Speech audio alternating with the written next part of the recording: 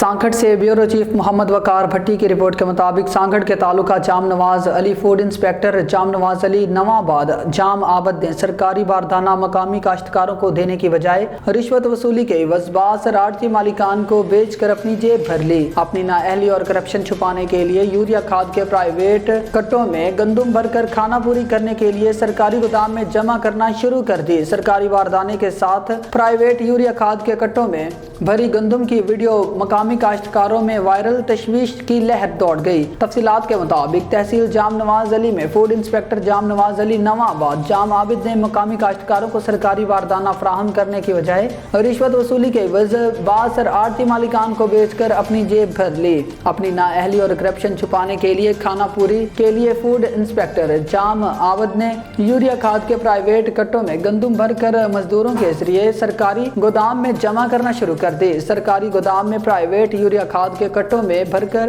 گودام میں گندم جمع کرنے کی ویڈیو وائرل، مقامی کاشتکاروں میں تشویش کی لہر پائی جا رہی ہے۔